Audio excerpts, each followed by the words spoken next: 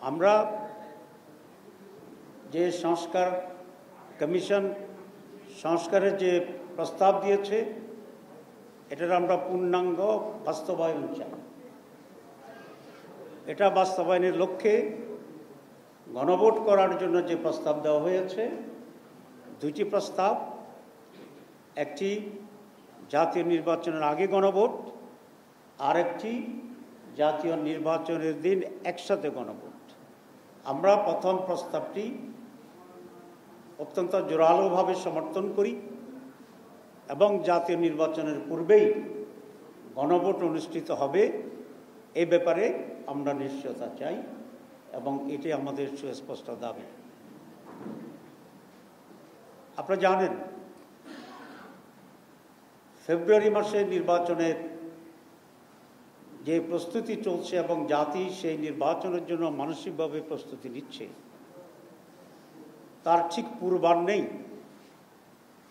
অনেকগুলো সেটেল ইস্যুকে নিয়ে কোনো রাজনৈতিক দল এবং মহল থেকে নানা রকম বিভ্রান্তিমূলক তথ্য প্রচার এবং ভিন্ন অবস্থান গ্রহণ করে নির্বাচনের পরিবেশ এবং রাজনীতিতে একটা উত্তাপ ছড়ানো পায়তারা করার চেষ্টা করছে বলে আমরা দেখতে পাচ্ছি। এবং নির্বাচনের অংশগ্রহণ নিয়ে নানাভাবে ফেসবুকে আংশিক বক্তব্য তুলে অথবা নিজেদের মন গড়া বক্তব্য রেখে জামাত ইসলামী ফেব্রুয়ারিতে নির্বাচনে যেতে চায় কিনা এরকম সংশয় তৈরি করার চেষ্টা করছে।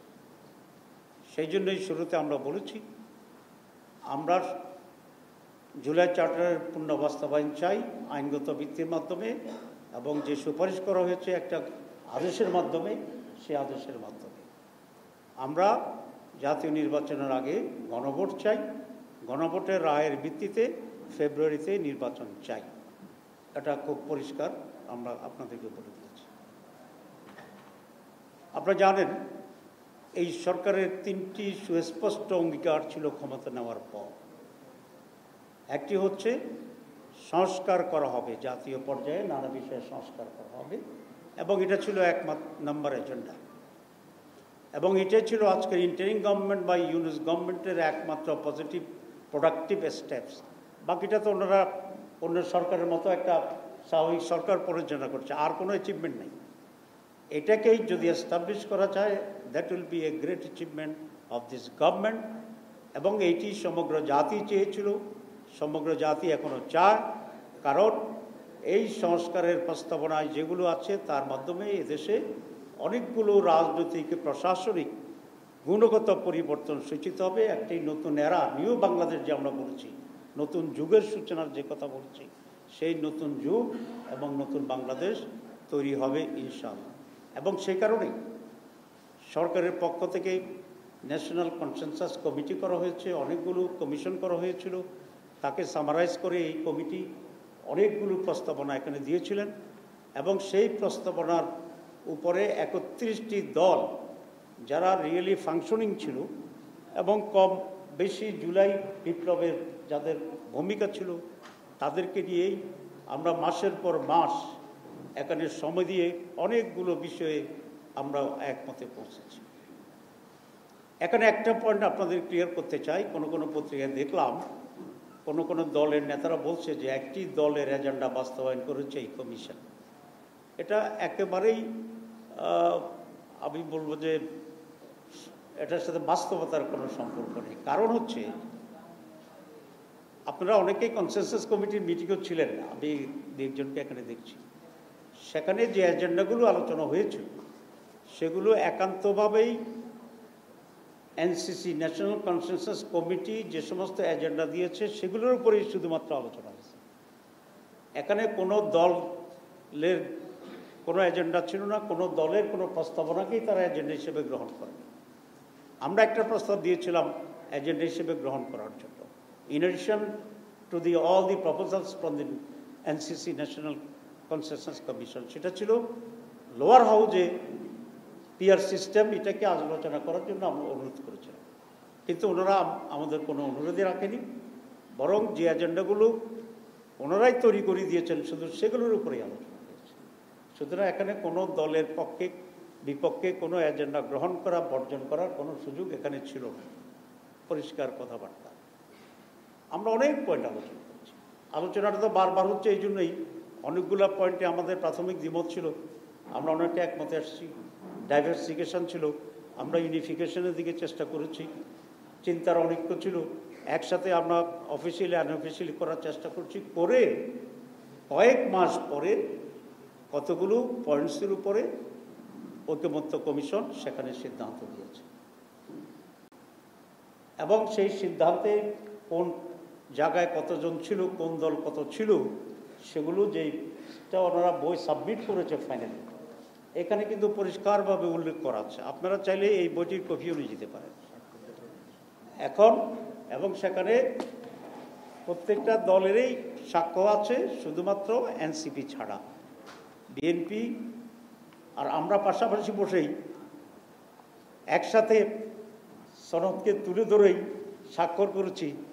আপনারা যা পত্রিকা দেখেছেন এবং টিভি দেখেছেন। সিদ্ধান্তটা কিভাবে হয়েছে? ঐকমত্য কমিশন চেষ্টা করেছিলেন শতভাগকে একমত করার জন্য, এবং সেক্ষেত্রে প্রায় শতভাগেই ৬৫টা সংস্কারে আমরা একমত হয়েছি, 100%। আর কিছু ছিল সেগুলো শতভাগ হয়নি, কিন্তু কোনোটাতে 90%, কোনোটাতে 80%, কোনোটাতে 75%, এরকম দল একমত হয়েছে। তো যেটাতে 90% এখানে 10% দ্বিমত আছে। তো এবং 75%-এর নিচে কোনোটাই নাই যেগুলোর ব্যাপারে সিদ্ধান্ত হয়েছে। এবং এটাই দুনিয়ার রীতি। যে দলটি এখন বিরোধিতা করছেন তাদের দলের সিদ্ধান্ত নেওয়ার প্রক্রিয়া একই রকম। ওনারা যখন স্ট্যান্ডিং কমিটিতে মিটিং করেন, সেখানে মেজরিটির যে রায় সেটাই তো ওনারা সিদ্ধান্ত হিসেবে নেন। 90% লোক যেটা বলে সেটাই তো সিদ্ধান্ত হিসেবে নেন। আর সারা দুনিয়ার সিদ্ধান্ত গ্রহণের তো পদ্ধতি একটাই, যে মেজরিটির যে দিকে যাবে সেটাই সিদ্ধান্ত হবে, যদি ঐকমত্য না হয়। তো সুতরাং একই দুনিয়ায় প্রচলিত রীতিতে শতভাগ এক করার সার্বিক প্রচেষ্টা, ঘন্টার পর ঘন্টা, দিনের পর দিন আলোচনা করে শতভাগ একমত হওয়ার চেষ্টার পরেও যেখানে 90% লোক একমত হয়েছে, 80% হয়েছে, সেগুলোকেই কমিশন সিদ্ধান্ত দিতে ঘোষণা দিয়েছে। এটা ওপেন, ওনাদের বইতে এটা লেখা আছে। আপনারা চাইলে বই ওপেন করে দেখতে পারেন, আমরা কপি দিতে পারি, আপনারা কপি নিতে পারেন, অথবা আমরা কপি করে আপনারা দিতে পারি। সেখানে আপনারা দেখবেন যে কত দল, কোন কোন দল কত % একমত, কত % দ্বিমত। তো প্রচলিত নিয়মে মোর দেন 3/4 সমর্থনে সিদ্ধান্ত হয়েছে। এই সিদ্ধান্তের ব্যাপারে কোন কোন দলের সেখানে নোট অফ ডিসেন্ট তারা দিয়েছে। তো নোট অফ ডিসেন্ট দেওয়ার এখতিয়ার তো সকলেরই আছে। নোট অফ ডিসেন্ট মানে কি আপনারা বুঝেন, তবে আমি একটু বলতে চাই। নোট অফ ডিসেন্ট মানে হচ্ছে একটা সিদ্ধান্ত হয়ে গেছে, আমি এটার সাথে একমত না, এই জন্য আমি নোট অফ ডিসেন্ট দিলাম। তাহলে সিদ্ধান্তের বিপরীতে note of dissent. And note of ডিসেন্টের উদাহরণ আমাদের দেশে কোর্টগুলোতে আছে। যেমন হাইকোর্টে যদি 3 বিচারপতির সমন্বয়ে কোনো বেঞ্চ হয়, 2 জন যদি একমত হইয়া রায় দেন, আরেকজন যদি দ্বিমত পোষণ করেন, দ্বিমতটা কিন্তু নোট অফ ডিসেন্ট না, তার চেয়েও দুর্বল বা স্ট্রং। তারপরেও রায় হয়, যেখানে 2 জনে একমত হন সেটাই রায় হয়ে যায়। একজনের ভিন্নমত, এখানে আইনের আর কোনো গুরুত্ব থাকে না। যেমন জামাত ইসলামীর রেজিস্ট্রেশন যে বাতিল করেছে যে কোর্ট, সেই কোর্টটা ছিল 3 জন বিচারপতির বেঞ্চ। সেই বেঞ্চে 2 জন জামাতের ইলেকশন কমিশনের রেজিস্ট্রেশনকে বাতিল ঘোষণা করেছেন, আরেকজন দ্বিমত পোষণ করে জামাতের রেজিস্ট্রেশন বাতিল করা যাবে না মর্মে রায় দিয়েছেন। আসল বাস্তবায়ন হয়েছে কোনটা? বাস্তবায়ন তো হয়েছে যে 2 জন যে রায়টা দিয়েছেন সেটাই বাস্তবায়ন হয়েছে, এবং সেক্ষেত্রে দীর্ঘদিন আমাদের রেজিস্ট্রেশন ছিল না। তো ইটস ভেরি সিম্পল। এখন একটি দল বলছেন যে তাদের নোট অফ ডিসেন্টকে গণভোটে পাঠাইতে হবে। তাহলে তো প্রত্যেকটা দলের প্রত্যেকটা পয়েন্টে পয়েন্টে গণভোটে পাঠাইতে হবে। এখন নির্বাচনের আছে মাত্র আপনি 3 মাস 90 দিন, তাহলে এরকম নোট অফ ডিসেন্ট প্রত্যেক দলের একটা একটা করে যদি পাঠায়, তাহলে প্রত্যেক দিনই তো গণভোট একটা একটা করে করার পরেও আরও থেকে যাবে।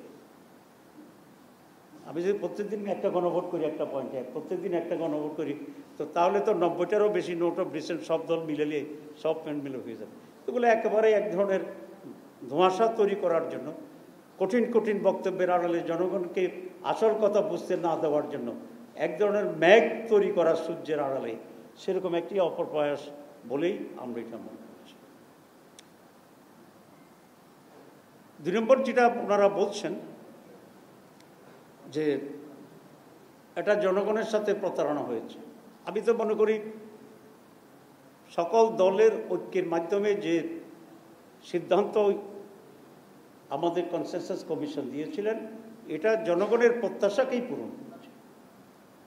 এর বিপরীতটা হচ্ছে জনগণের সাথে ভিন্নতা, জনগণের চিন্তার সাথে ভিন্নতা। আমি কঠিন শব্দ ব্যবহার করতে চাই না, এই জন্যে আমরা সবসময় জামাত ইসলামী অত্যন্ত সাবধান থাকি যাতে রাজনৈতিক দলগুলোর সাথে মধ্যে পারস্পরিক কটু বাক্য বাড়ে, নিজেদের ভিতরে সম্পর্কের ঘাটতি না ঘটে এবং রাজনীতিতে একটি অসুন্দর, অসহিষ্ণু এবং অগ্রহণযোগ্য এক ধরনের পরিবেশ তৈরি যাতে না হয়।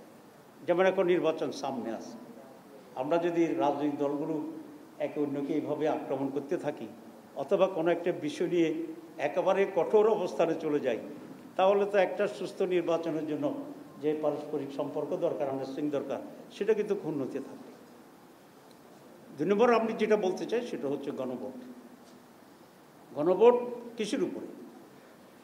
গণভোট হচ্ছে আমরা যে সংস্কারের যে চার্টার তৈরি হয়েছে এবং যেটা সাবমিশন হয়েছে সেটার উপরে গণভোট। এটা হচ্ছে একটা ভিন্ন সাবজেক্ট। আর জাতীয় নির্বাচন হচ্ছে একটা আলাদা একেবারে ভিন্ন সাবজেক্ট। জনপ্রতিনিধি ঠিক করা, রাষ্ট্র গঠন কারা পরিচালনা সেটা করা। একটা রাষ্ট্র পরিচালনার জাতীয় নির্বাচন, আরেকটা হচ্ছে একটা সাধারণ রিফর্মস তো যোগ সবসময় হইতে পারে না। তো দুইটাকে একসাথ করে দিয়ে এক ধরনের জগাখিচুড়ি তৈরি করাটা আগামী নির্বাচনের স্বচ্ছতার প্রশ্নটাকে কিন্তু সামনে নিয়ে আসে। আমরা নির্বাচনটাকে একেবারে স্বচ্ছ সুন্দর করতে চাই, কোনো কিছুকে ভেজাল মিশ্রিত করে আগামী নির্বাচন সংশয়পূর্ণ বা অনিশ্চয়তা এগুলো যাতে কোনোভাবে তৈরি না হয়, আমরা সেই পরিবেশটা চাই। এবং আমরা সংশ্লিষ্ট যারা করছেন তাদের প্রতি আমি এই আহ্বান জানাতে চাই যে আগামী নির্বাচনকে ক্ষতিগ্রস্ত করতে পারে এরকম কোনো ইস্যুকে সামনে এনে এই সময় ক্ষেপণ করে স্বল্প সময়ের ভিতরে একটি রাজনৈতিক অনাকাঙ্ক্ষিত উত্তাপ এবং সংশয়, মিসট্রাস্টের মানে একে অন্যের প্রতি আস্থাহীনতার যে পরিবেশ, সেটা যেন না হয় আমি সে অনুরোধ করছি। একটা শুভঙ্করের ফাঁকি আমি এখানে দেখতে পাচ্ছি, সেটা হচ্ছে এই যে নির্বাচন ফেব্রুয়ারির মাঝে আমরা চাচ্ছি আমরা সকলে মিলে, তাহলে সামনে আমাদেরকে 2টা নির্বাচন করতে হবে, একটা গণভোটের নির্বাচন, একটা জাতীয় নির্বাচন। তো 2টা নির্বাচনের জন্য সময় দরকার, প্রত্যেকটা দিনই গুরুত্বপূর্ণ। এখন আপনি এটা মানি না, গভর্নমেন্ট আবার কিভাবে হঠাৎ করে থমকে চুপ হয়ে আসে সেটাও কেন আমরা জানি না, তাহলে সময় ক্ষেপণ হচ্ছে। তো সময় ক্ষেপণ করতে করতে করতে করতে আপনি যদি চালাকি করে এমন এক জায়গায় যান যে বলবেন যে আর তো কোনো সময়ই নাই, তাহলে এটাও কিন্তু এক ধরনের প্রতারণার সুকৌশলে একটি সমস্যা তৈরি করার ষড়যন্ত্র হিসাবে, অপকৌশল হিসাবে এটা বিবেচিত হইতে পারে। এই জন্য আমি মনে করি ফেব্রুয়ারি জাতীয় নির্বাচনের জন্যে আমরা রিফর্মসের উপরে যে গণভোট চাচ্ছি তার জন্য সময় অত্যন্ত কম, প্রতিটি ঘন্টা অত্যন্ত গুরুত্বপূর্ণ। ঐকমত্য কমিশন যে রিপোর্ট সাবমিট করেছে, প্রপোজাল দিয়েছে, ইতিমধ্যে 4 দিন পার হয়ে গেছে। আমরা আশা করেছিলাম সময় এবং অবস্থা বিবেচনা করে এই সরকার সাবমিশনের পরের দিনেই একটা আদেশ জারি করবেন এবং সেই আদেশের ভিত্তিতে বাকি যে কাজগুলো আছে গণভোটের প্রস্তুতি সহ এগুলো গ্রহণ করবেন। সরকার কিন্তু এখনও সেটা করেনি। আমরা এর ভিতরে কোনো দুরভিসন্ধি আছে কি না এটা আমরা বুঝতে পারছি না। আমি চিফ অ্যাডভাইজারের কাছে জাতির পক্ষ থেকে, জামাত ইসলামীর পক্ষ থেকে অত্যন্ত জোরালো আবেদন, নিবেদন, দাবি পেশ করতে চাই যে আপনি আর কোনো সময় ক্ষেপণ না করে জুলাই সনদের উপরে যে এনসিসি যে আপনাদের কাছে যে জমা দিয়েছে যে প্রস্তাব, সেটার ভিত্তিতে ওরা যেটা বলেছেন একটি আদেশ জারি করা, অনতিবিলম্বে আপনি আদেশ জারির ব্যবস্থা গ্রহণ করবেন। এটা যদি ডিলে হতে থাকে তাহলে জনমনে আবার নানা ধারণা এবং বিভ্রান্তি তৈরি হবে। আপনার সম্পর্কে, আপনার সরকার সম্পর্কেও জনগণ ধীরে ধীরে আস্থা হারাতে শুরু করবে। আর যদি এই সরকারের উপরে মানুষ আস্থা হারিয়ে ফেলে তাহলে এই সরকারের পক্ষে দুটো নির্বাচন অনুষ্ঠান করার যে কোঅপারেশনের প্রয়োজন জনগণের, সেটা কিন্তু প্রশ্নবোধক হয়ে যাবে। আমি সেই জন্য আবার রিপিট করতে চাই যে আপনি আর সময় বিজ্ঞাপন না করে কি আচ্ছা আজকের ভিতরে হলে খুবই উত্তম, কারণ রাত 12টায় 1টায়ও এরকম আদেশ জারির নজির আছে। আর যদি আজকে না হয় কোনোভাবেই আগামীকাল আদেশ জারির ক্ষেত্রে আর দেরি করার কোনো সুযোগ নাই। যদি পরিকল্পিত হোক, অপরিকল্পিত হোক, বুঝে হোক, যে কারণে হোক, চাপে হোক, স্বাভাবিকভাবে হোক, কারণ এখন তো চাপ আছে। যদি আপনি এটা ডিলে করেন এবং এটা ডিলে করার কারণে আগে গণভোট করার সময় যদি সংকুচিত হতে থাকে, জাতীয় নির্বাচনে যেটাকে এফেক্ট করবে, এবং এরকম পরিস্থিতির জন্যে এই সরকারকে এবং যারা মাঠ গোলাটি করে একটা পরিস্থিতি তৈরি করছেন তাদেরকে এটার জন্য জাতির কাছে দায়ী থাকতে হবে এবং এই দায়িত্ব নিয়েই আপনাকে মানুষের কাছে আপনাকে দাঁড়াতে হবে। তো আমি যেখানে আপনাদের বলেছি দিস ইজ ওয়ান। সেকেন্ড হচ্ছে ঐকমত্য কমিশনের সময় আপনারা জানেন যে বিএনপি প্রথমেই তো কোনো সংস্কারই চাচ্ছিল না, এরপরে জনগণের চাপে তারা সংস্কার কমিশনে পার্টিসিপেট করেছে। এই জন্য আমি কয়েকবারে ধন্যবাদ জানিয়েছিলাম যে আপনারা আসতেছেন, অনেক ধন্যবাদ। এবং বিএনপিকে অ্যাকোমোডেট করার জন্য আমরা অনেক স্যাক্রিফাইস করছি, অনেক পয়েন্টে আমরা মাইনাস করছি। যেমন এনসিসির প্রস্তাব ছিল ন্যাশনাল কনস্টিটিউয়েন্ট কাউন্সিল করা, মানে আমাদের এখানে অনেকগুলো জায়গা যেরকম পিএসসি থেকে শুরু করে এরকম অনেকগুলোর জন্য একটা সাংবিধানিক বডি করে দেওয়া, যেখানে প্রধানমন্ত্রী, প্রেসিডেন্ট, সরকারি দল, যেমন চাকরি নিয়োগের ক্ষেত্রে, তারপর ইলেকশন কমিশনে কোনো ধরনের প্রভাব বিস্তার করতে না পারে। তো এটা বিএনপি ঘোর বিরোধিতা করেছে। কেন করেছে আল্লাহ ভালো জানে, এটা তো ভালো জিনিস, নিরপেক্ষ থাকতে পারে, তবুও তারা করেছে। করার পরে আমরা আলোচনার সুবিধার জন্য এবং আলোচনাটা কন্টিনিউ করার জন্য স্যাক্রিফাইস করেছি। নাম পরিবর্তন তারা চাইছে, আমরা নাম পরিবর্তন অ্যাকসেপ্ট করেছি, এবং ওনারাও একটা নাম দিয়েছিল যে নামটিকে আমরা গ্রহণ করেছি ন্যাশনাল কনস্টিটিউশনাল কাউন্সিল। এটা আমরা বাদ দিয়েছি কিন্তু মিটিংয়ে, টু অ্যাকোমোডেট বিএনপি। দেখলাম যে আমরা বেশি বললে ওনারা আবার উঠে চলে যেতে চান, তো দেখলাম যে ওনাদেরকে দরকার, আচ্ছা আমরা একটা স্যাক্রিফাইস করছি তাদের জন্য।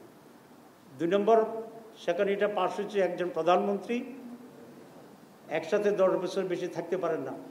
তো এটা তো ওনারা তখন পত্রিকায় নিউজ দেখলাম যে বিএনপিটা মাইনে নিছে, কিন্তু আবার নোট অফ ডিসেন্ট দিচ্ছে। তো দিচ্ছেন তারা তো নোট অফ ডিসেন্ট, আমাদের তো কোনো অসুবিধা নেই, রেজাল্ট তো হয়ে গেছে, সিদ্ধান্ত তো হয়ে গেছে। আরেকটা ছিল দলীয় প্রধান আর প্রধানমন্ত্রী এক জায়গায় একজন হইতে পারবে না। এটা তো বিএনপির বিরুদ্ধে একটা সিদ্ধান্ত না, এটা যদি জামাত ইসলামী ক্ষমতায় আসে তাহলে আমাদের আমির শফিকুর রহমান সাহেব, আমির আর প্রধানমন্ত্রী একসাথে হইতে পারবেন না, বাকিদেরও কিছু আচ্ছা ওটা বললাম না। তো সেই জন্য এটা বিএনপির জন্য সত্য, সকলের দেশের জন্য সত্য, কারণ আমরা ডিকটেটর আর চাচ্ছি না, আমরা ফেসিবাদ আর চাচ্ছি না, আমরা টাইরানি আর চাচ্ছি না, ক্ষমতার ডিস্ট্রিবিউশন চাচ্ছি। যেমন প্রেসিডেন্টের ক্ষেত্রে আমরা কিছু স্ট্রেনথেন করেছি, কিন্তু সেখানেও বিএনপির অনেক আপত্তি ছিল, আমরা সেখানেও কিছু পয়েন্টে এটাকে স্যাক্রিফাইস করে দিয়েছি। কথা হচ্ছে একজন দলের প্রধান এবং প্রধানমন্ত্রী হতে পারবেন, এটা তো বলছি। তো এটা বিএনপি কেন এটা মনে করে যে তারাই 100 বছর আগামীতে ক্ষমতায় থাকবে এবং তাদের জন্য এই আইনটা হলে সমস্যা হবে। তো এটা তো জনগণের ভোটাধিকারের যে একটা ক্ষমতা আছে, এই ক্ষমতাকে তো অস্বীকার করা যে আমরাই বোধ থেকে যাব। আমরা এটাকে চিন্তা করে যদি সংস্কার হয় তাহলে তার দেশের সংস্কার হলো।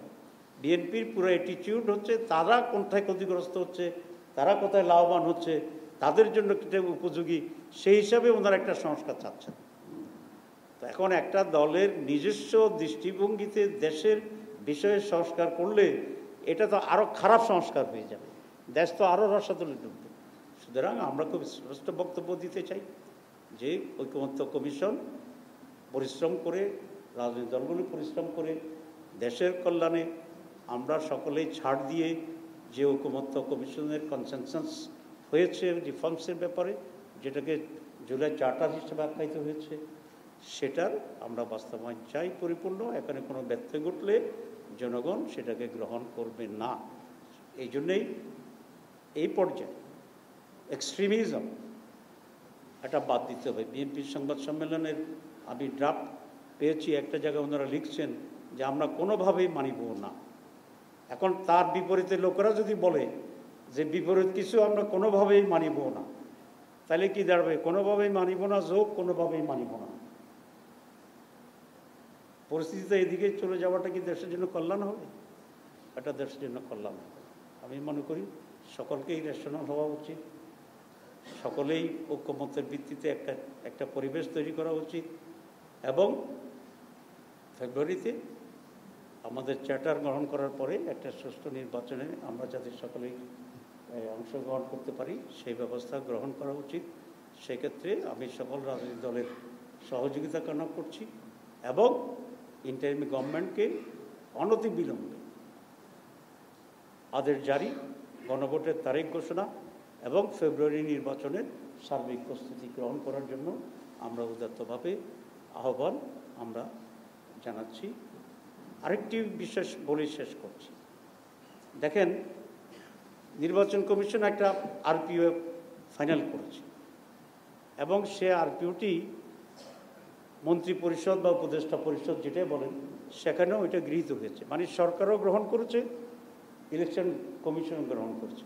বিএনপি কিন্তু তখন আগে কোনো আপত্তি দেয়নি, বরং এর আগে তারা যখন বলেছিল তারা অনেকটা এটা পজিটিভ ছিল যে প্রত্যেকটি দল তার নিজস্ব প্রতীকে নির্বাচন করতে হবে, এটা জোটভিত্তিক হোক বা ইন্ডিপেন্ডেন্ট দল ভিত্তিক হোক।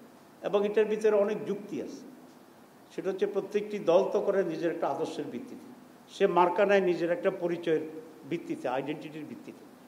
একটি জাতীয় নির্বাচনে তো তার আদর্শ এবং তার আইডেন্টিটিটাই মানুষের কাছে যাবে, তাহলে তো তার দলকে মানুষ গ্রহণ করে কি করে না এটা প্রমাণিত হবে।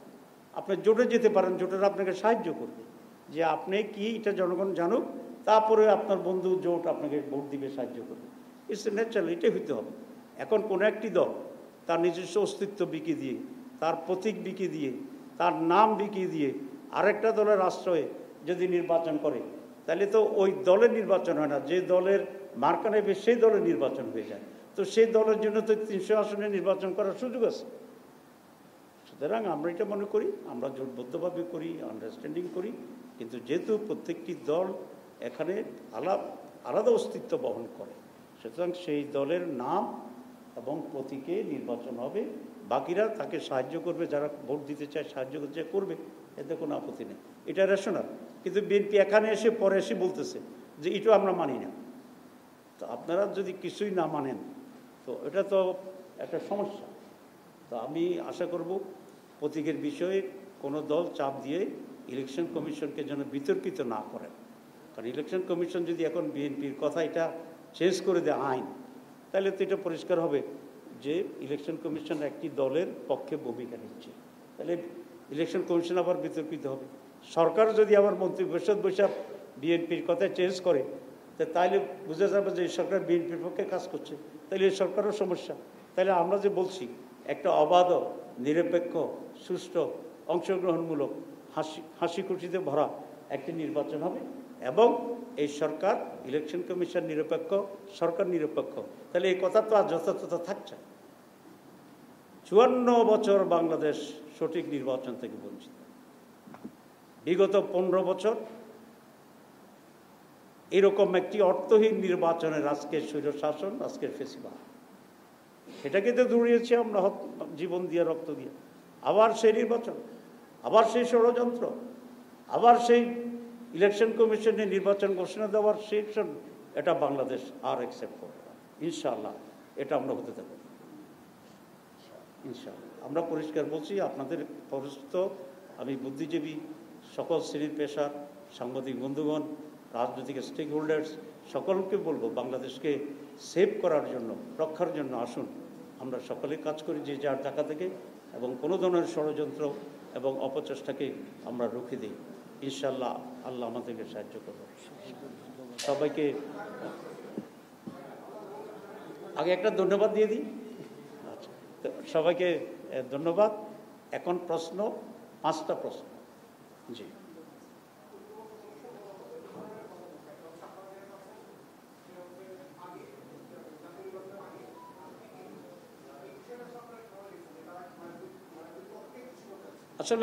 আসলে নির্বাচন কমিশন কিছু কাজ করছে যেটা তারা না করলে ভালো হতো।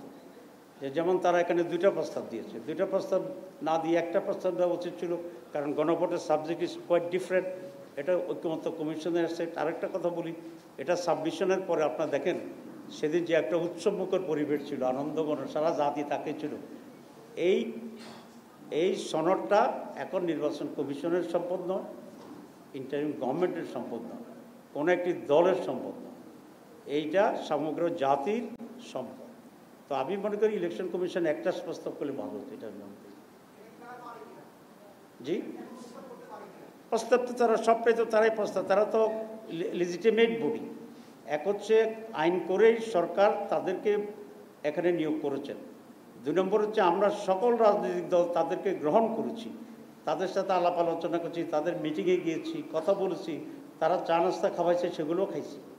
তো সুতরাং তাদের বইতে তো তাছেই, ডিনারও করেছি, লাঞ্চও করেছি, ওই 10 মিনিট চা নাস্তা দিয়ে বুঝলাম আর কি।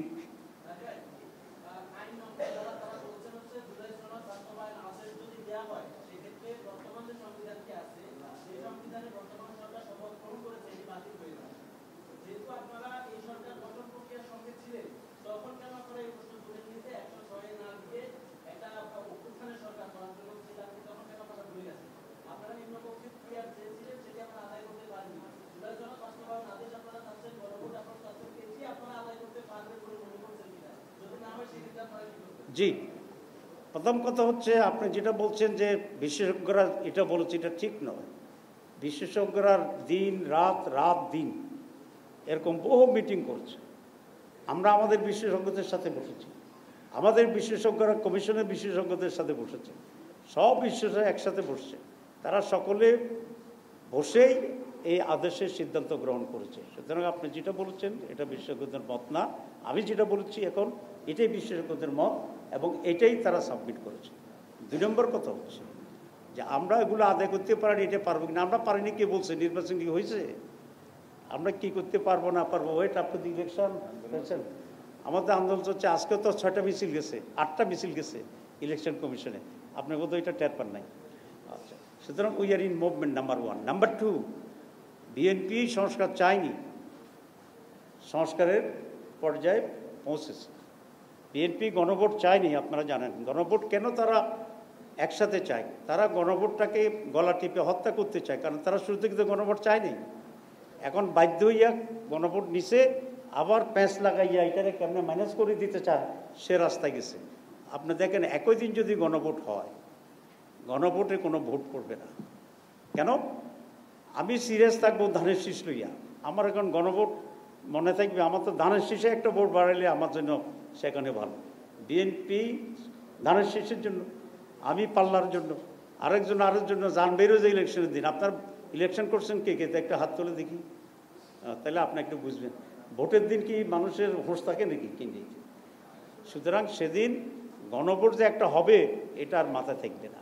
ওই ধানের শীষ পাল্লা, ধানের শীষ পাল্লা, এই জিকিরে ওই এলাকা মুহুমুহু পরিবেশ তৈরি হবে। তাইলে দেখা যাবে যে গণভোটের জায়গায় ভোট পড়ছে 5%, আর যেগুলো আপনি মানুষ দিতেছে অন্যদিকে। তো সে কারণে বলছি যে এগুলো কায়দা কানুন করে একটা বস্তার উপরে আরও একটা বস্তা সাফা দিয়া ওইটারে মারি ফেলার একটা চেষ্টা করা। তো যদি বিএনপি যে তার নোট অফ ডিসেন্ট বলছে এগুলো যদি সন্নিবেশিত হয়, পাস না হয়, উল্টো হয়, তো তাহলে তো এই সংস্কারের প্রয়োজন নাই। এখন এটা শুরু টুড়ে বঙ্গোপসাগরে ভাড়াই দেন, এত তাল বাহানা করার তো কোনো দরকার নেই। আপনি বলে দেন যে আমি কিছুই মানি না, তারপরে যেটা হবে এটা হচ্ছে আজকে তারা কিছুটা বলছে যে এটা তারা কিছু মানবে না, দুঃখের সাথে বলছে, এই জন্য ধন্যবাদ।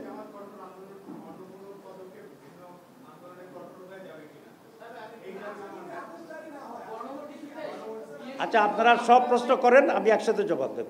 জি,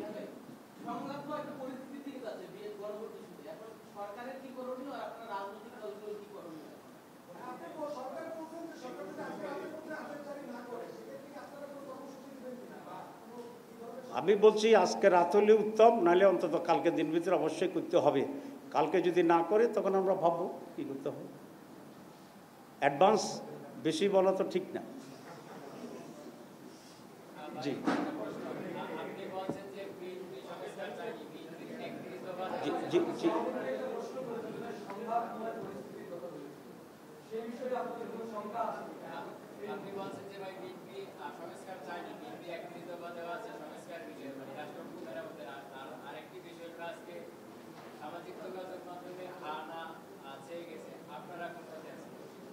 আমরা প্রথম কথা হচ্ছে সামাজিক যোগাযোগ মাধ্যমের হানা তো কোনো এটা কোনো গুরুত্ব বহন করে না, কোনো গুরুত্ব বহন করে না।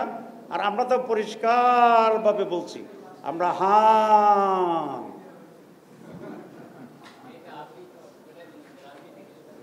যে সংঘাতের বিষয়টা আপনি বলেছেন না, আমি আশা করি না সংঘাত হবে। ইনশাল্লাহ সকলেই তার সেন্সে ফিরে আসবে এবং ফেব্রুয়ারি নির্বাচনের অবস্থাকে কনসিডার করে সকলেই একটা সমঝোতার দিকে আসবে বলে আমি মনে করি।